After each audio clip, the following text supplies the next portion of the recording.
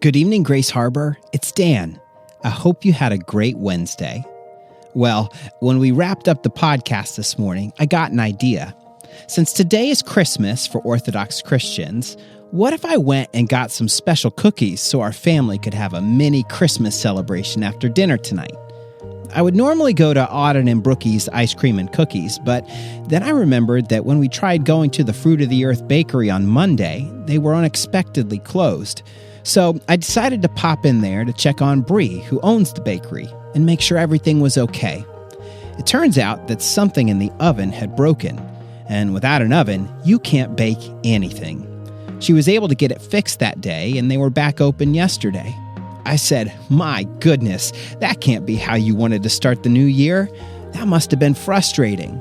And she told me, "It's definitely not what I planned, but baking has taught me to just relax, take things as they come, and figure out what the next right step looks like."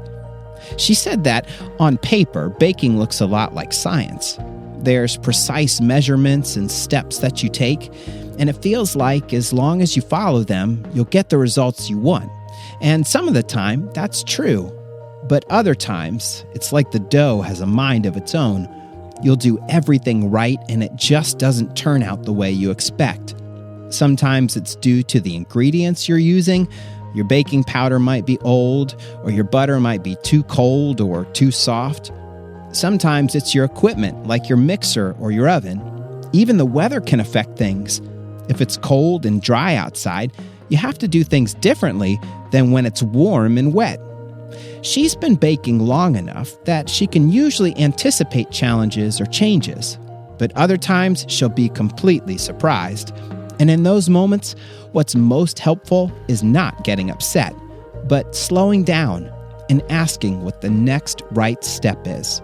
So, while I did walk out of her shop today with some tasty cookies, I also left with a question to think about. How do I respond when things don't turn out the way I planned? Why don't you take a few moments to talk about that together as a family? When the unexpected happens, especially when it's an unexpected challenge, do you stay calm or do you get worked up? Do you try to stick to your original plan or do you figure out something new? If you need more time, you can pause the podcast and I'll be right here when you get back.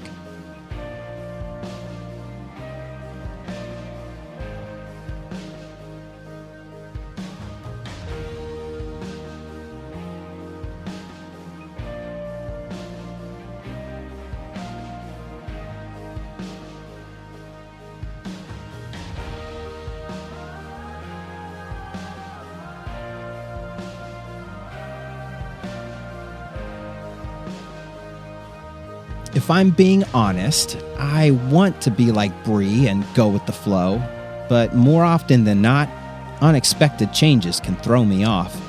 It's something I'm working on, but I still have room to grow. One of the ways I'm working on it this week is through that prayer we talked about on Monday evening, the covenant prayer. The middle part of the prayer begins, "Put me to what thou wilt." Remember, this prayer is from a long time ago, so some of it sounds kind of funny or confusing. But this part of the prayer essentially means, "God, because I love you and trust you, I'm ready to follow you wherever you lead. I want you to guide me and show me what the next right step is, whether it's what I planned or not." It takes a lot of courage to pray a prayer like that, but I know our Grace Harbor family is full of brave kids and adults. So let's close tonight by praying brave prayers. If you want to, you can close your eyes and fold your hands.